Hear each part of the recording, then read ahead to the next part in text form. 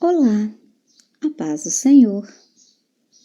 Hoje eu gostaria de convidá-los a meditar comigo no livro do profeta Ageu, no capítulo 2, a partir do verso de número 9, que diz assim: A glória desta última casa será maior que a da primeira, diz o Senhor dos Exércitos.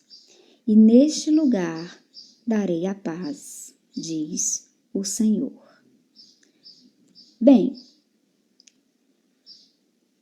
no ano de 538 a.C., os israelitas começaram a voltar da Babilônia e onde tinham vivido como prisioneiros. Eles construíram as suas casas em Jerusalém, porém não deram atenção ao templo do Senhor. O templo do Senhor havia sido destruído no ano de 520 a.C., e o profeta Ageu anunciou algumas mensagens de Deus, ordenando ao povo que construísse de novo esse templo. Os israelitas foram alertados que deviam voltar-se para Deus e assim Deus os abençoaria e eles teriam paz e prosperidade. E então Zorobabel, que era o governador de Judá, recebeu uma mensagem da parte de Deus que animasse o povo e que os fizesse lembrar que de nada adiantaria que eles vivessem em casas luxuosas, porque enquanto eles estavam preocupados com as suas próprias casas, Deus estava observando que enquanto eles olhavam apenas para si próprios e esqueciam da casa de Deus, eles não prosperavam. E está escrito que Deus começava a chamar a atenção do povo e diziam: percebam, abram os olhos, vejam, que vocês plantam muito, mas colhem pouco. Vocês plantam muito vinho, mas colhem pouco. Vocês semeiam muito, mas as colheitas são muito menores. Sabe por que isso acontece? Porque vocês estão muito preocupados com as suas casas e têm esquecido da minha, porque vocês têm dito que ainda não chegou o tempo de reconstruir o meu templo. E então Deus falou de novo com o profeta Ageu e mandou que ele fosse falar com Zorobabel, o governador de Judá, com Josué, o sumo sacerdote, com todo o povo, e dissesse que aqui os mais velhos olhassem a seu redor e lembrassem-se do primeiro templo, o templo de Salomão, que era belíssimo, mas que eles não desanimassem, apesar de olhar e verem que esse segundo templo não era nada, esteticamente falando, em relação ao primeiro templo. Porém, que eles não perdessem o ânimo e nem a coragem, porque todo ouro e toda prata pertencia ao Senhor, e que dentro em pouco Deus, o Todo-Poderoso, abalaria os céus e a terra e faria tremer todas as nações e traria todo o ouro e toda a prata e encheria de beleza aquele templo. E ele próprio garantia que a glória da segunda casa seria ainda maior que a da primeira, não por causa do ouro e da prata e da madeira de sândalo e de cedro que o rei Salomão usou na construção do primeiro templo, mas porque a glória do Senhor a encheria E naquele lugar o Senhor encheria de paz e de prosperidade.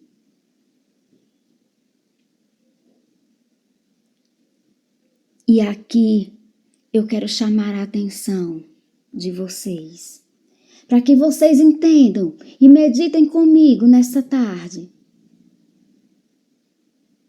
naquilo que o Senhor chamou a atenção dos israelitas. Que nós precisamos nos preocupar com a casa do Senhor.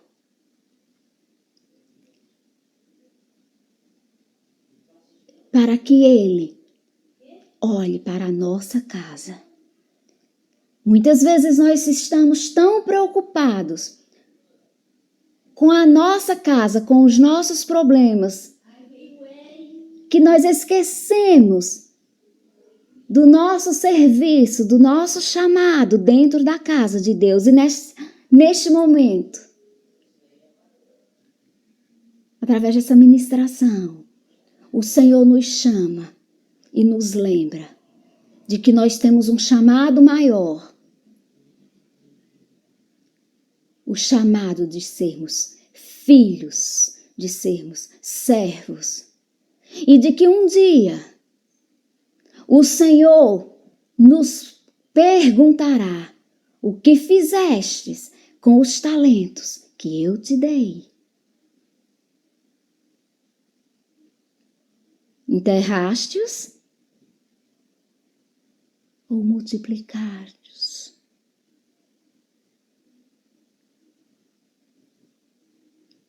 O que você tem feito com o que o céu tem investido na sua vida? Você tem influenciado ou você tem se deixado influenciar aonde você está? Você tem influenciado dentro do seu trabalho? Ou você tem se deixado influenciar pelo secularismo? Você tem conseguido fazer a diferença enquanto cristão? Ou cristã? Ou você tem se deixado ser influenciado e esquecido de que o padrão de Deus é um só? E que são as pessoas que têm que se moldar ao padrão de Deus. E não você que tem que se moldar ao padrão do mundo. Não é Deus quem vai se moldar ao padrão do mundo. Hoje o Senhor nos chama a uma reflexão extremamente séria. O que nós temos feito dentro da casa do Senhor? Será que nós temos olhado o tempo todo? E o chamado que muitas vezes nós temos consciência que temos e temos dito ainda não é tempo, como os israelitas diziam. Ainda não chegou o tempo de reconstruir o templo do Senhor. Ainda não chegou o tempo. Ainda não chegou o tempo de cruzar as nações. Ainda não chegou o tempo de servir ao Senhor. Quem disse a você que quem decide o tempo é você? O tempo de Deus não é Cronos. O relógio de Deus não é como o nosso. E aí você não compreende porque que a sua vida é cíclica. E ao invés de dar passos, você dá voltas. Porque você insiste em adiar o seu chamado. E Deus também começa a retardar a sua chegada, a sua Canaã. E você planta muito e semeia pouco. E colhe pouco. E você se questiona por quê? E hoje o Senhor te trouxe a resposta.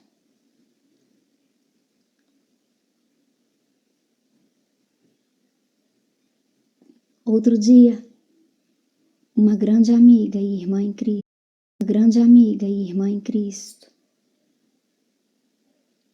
mandou um louvor que dizia assim: deixa eu te usar para curar, deixa eu te usar para salvar. Enquanto eu te uso, eu cuido de tudo que te faz chorar. E eu entendi que enquanto nós cuidamos da casa do Senhor, o Senhor cuida da nossa casa.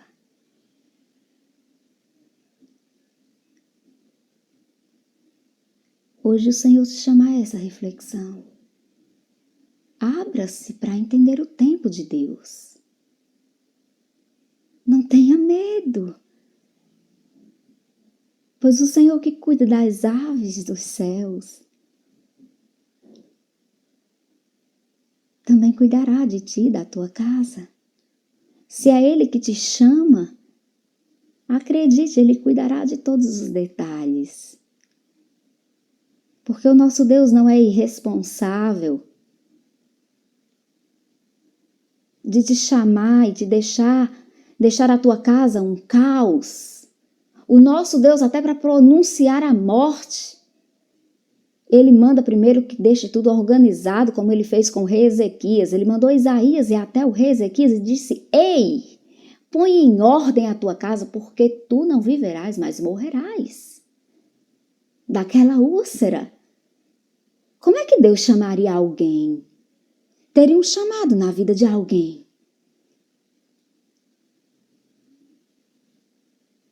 E deixaria com que a casa daquele escolhido ficasse dentro de um caos. Como você acha que funciona a mente do seu Deus? O seu Deus não é caótico. O seu Deus é pleno, organizado. Não tenha medo de servi-lo. Ele sabe como fazer todas as coisas. E se hoje Ele te chama desta forma, Ele sabe. Precisamos lembrar que o profeta Ageu, nessa época, se dirigia aos judeus que estavam cativos, mas que tinham voltado à terra prometida por causa de um decreto do rei Ciro. E a missão deles era reconstruir o templo. O templo que tinha sido construído por Salomão e que tinha sido destruído vários anos antes, quando o povo foi levado cativo por causa da sua desobediência a Deus. Jerusalém tinha sido destruída e a missão dos judeus era retornar e retomar o culto a Deus e reconstruir o templo de Deus, que era a razão do orgulho de Israel. O templo era a habitação do Senhor. E então eles começam a reconstrução daquele templo, que acaba ficando parada por volta de 18 anos devido a uma oposição externa e também por causa do desânimo deles. E depois desse tempo, eles retomam a reconstrução e quando terminam, e é exatamente desse templo que Ageu profetiza, é acerca disso. Esse templo foi reconstruído pelos judeus que foram libertados e liderados por Zorobabel, aqui no capítulo 2, nesse verso 4. E as pessoas que tinham visto o templo de Salomão, que era uma casa, um templo luxuoso, choraram muito, vendo a simplicidade daquele templo. E está escrito: Quem dentre vós que tenha sobrevivido e contemplou esta casa na sua primeira glória? E estão vendo agora, podem comparar. No verso 3 diz, não é nada aos vossos olhos. Porém, Deus fez uma promessa e afirmou, apesar de não ser nada, esteticamente falando, eu vos afirmo que a glória desta segunda casa será maior que a da primeira, diz o Senhor dos Exércitos. E neste lugar eu darei a paz, diz o Senhor. Está escrito no verso 9. A título de conhecimento, esse templo, muitos anos mais tarde, passou por várias reformas, até ser substituído pelo templo de Herodes. E começou a ser construído por volta de 20 anos antes de Cristo e foi terminado em 60 anos depois de Cristo. Não esqueçam, Deus não habita em templos feitos por mãos de homens. Sabe por que a glória da segunda casa foi maior que a da primeira? Porque você e eu somos o templo do Senhor. E a glória de Deus que habita em você e em mim não pode ser comparada